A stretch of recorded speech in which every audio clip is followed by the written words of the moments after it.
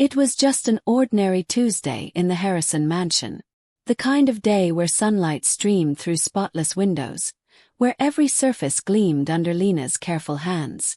She was used to being invisible, just the maid, quietly moving through the halls of a life she'd never belonged to. But fate had other plans. Because before this day was over, Lena would do something extraordinary. And uncover a secret so dark, it would shake this wealthy family to its core. Lena hummed softly as she wrung out the mop, the scent of lemon cleaner mixing with the mansion's usual perfume of money and polished wood. Upstairs, 5-year-old Noah was supposed to be napping. His mother, Evelyn Harrison, had left hours ago without a word. Not unusual. And his father, Daniel, was halfway across the world on another business trip. Then there it was. A sound that didn't belong. A scream. A shatter. Lena froze. And then smoke. She dropped the mop. Noah! Noah! No answer. Just the hiss of flames somewhere beyond the hallway. Black smoke curling like ghosts along the ceiling. Her heart pounded. Those stairs were already glowing amber at the edges. But she didn't hesitate. Barefoot she ran up the burning stairs, her soles blistering, smoke choking her lungs. And there he was. Little Noah, clutching his teddy bear, frozen at the top. Tears cut through the soot on his cheeks. "I've got you, sweetheart," Lena gasped, scooping him up. The hallway behind them exploded in flames. No way out except the window. She smashed it with a lamp, clutched Noah tighter and jumped. They hit the grass hard. Behind them, the mansion howled as the roof caved in. Firefighters would come. Questions would be asked. But none of that mattered yet. Because as Lena rocked Noah in her arms, his tiny voice whispered 2 words that turned her blood to ice. They knew. They knew. Not she. Not Mommy. And in that moment Lena realized. This fire was no accident. Someone had locked that door. Someone had left Noah to die. But who? And why? The fire was out. The mansion was in ruins. But the real blaze. That was just beginning. Because when a child whispers, they knew. It doesn't just start an investigation. It starts a war. And Lena, the woman who'd risked everything, was about to find herself at the center of a storm no one saw coming. Lena sat on the back of an ambulance. A scratchy blanket draped over her shoulders. Noah was wrapped in another. His soot-streaked face buried in her side. Firefighters hosed down the smoldering remains of the Harrison estate, while detectives circled like hawks. One of them, a grim-faced investigator named Detective Cole, crouched in front of Lena. "You said the boy spoke to you," he asked, voice low. Lena nodded, tightening her arm around Noah. He said, "They knew." Cole's jaw clenched. "And the door? Locked," Lena whispered. "From the outside." The detective exhaled sharply. "That's not how fires work. Not unless someone wants them to." Noah flinched in Lena's arms. The security footage was grainy, but the truth was crystal clear. There she was, Evelyn Harrison, Noah's mother, stepping out of the mansion in a sleek black dress, her phone pressed to her ear. She glanced back once, just once, at the house. Then, with deliberate calm, she turned the deadbolt. And her words, muffled but unmistakable. "He'll sleep through anything." Detective Cole froze. "That's not neglect. That's murder." On the other side of the world, Daniel Harrison's phone buzzed in his hotel room. He'd missed 7 calls. When he finally answered, his lawyer's voice was strained. "Daniel, there's been a fire. At the house." His blood ran cold. "Noah. He's alive. Because of your maid." Daniel collapsed into a chair, his hands shaking. "And Evelyn was. You need to come home. Now." 3 days later, Evelyn sat in an interrogation room, her manicured nails tapping the metal table. She didn't look like a woman who'd tried to kill her son. She looked bored. Detective Cole slid a photo across the table, the security still of her locking the door. "Care to explain?" Evelyn's smile was ice. "I forgot something inside. Didn't want anyone breaking in." Funny, Cole said. Because the fire started inside. And the alarms. Disabled. The trust fund paperwork we found. Even funnier. Her smirk faltered.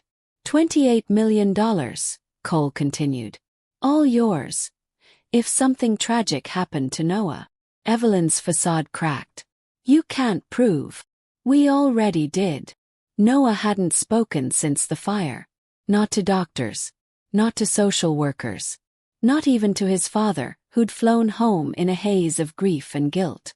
But when Lena walked into his hospital room, his tiny hand reached for hers.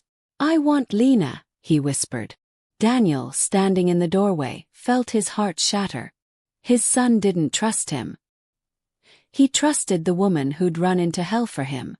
And as he looked at Lena, exhausted, bandaged, but still holding Noah's hand like she'd never let go, Daniel did something he hadn't done in years. He thanked her. Not with money. Not with empty words. But with 3 raw, broken syllables. Keep him safe. A mother's betrayal. A father's failure. And a little boy who'd already learned the hardest lesson of all. That love isn't about who gives you life.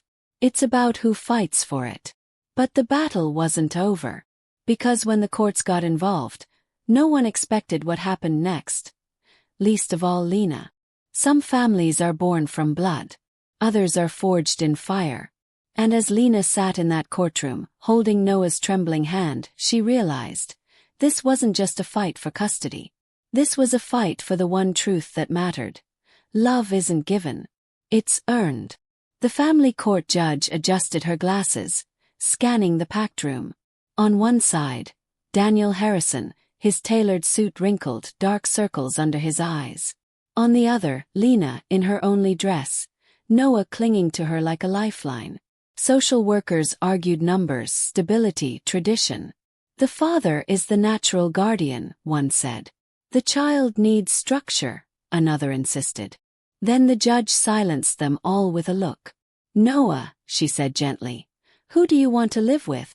The little boy didn't hesitate. Lena. Daniel's breath hitched. But then he stood. Your Honor. I agree. The room erupted. Outside the courthouse, Daniel faced the press and his own shame. I failed my son, he said, voice raw. But Lena didn't. So here's what's going to happen. He turned to her, Noah between them. She'll be his guardian. Full-time. I'll provide everything, home, school, security. But the love part.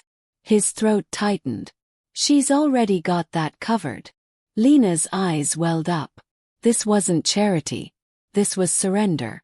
A father admitting his child was better off in the arms of the woman who'd chosen him.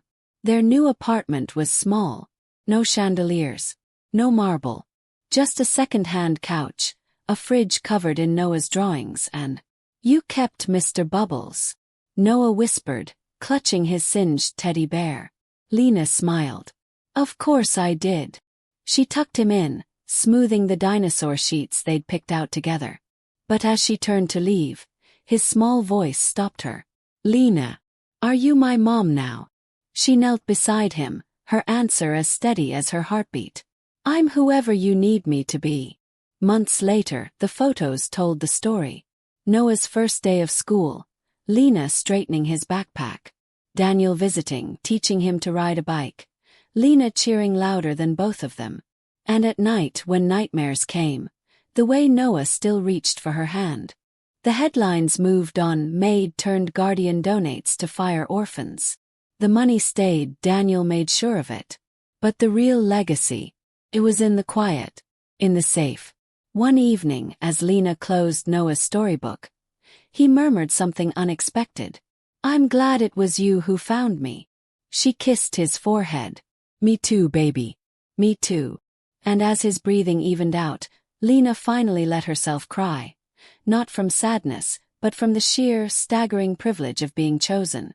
Noah never saw the fire again. But he'd carry its lesson forever. That when the world burns, some people run away, and some run toward you. And those are the people worth holding on to. This story was about more than a fire. It was about the families we find, In the ashes, in the aftermath, in the quiet moments when love speaks louder than blood. If this moved you, tell me in the comments. Who's the person who ran toward you when it mattered? And don't forget to like, subscribe, and hit that bell for more real-life fairy tales. Because the world could use more stories where love wins.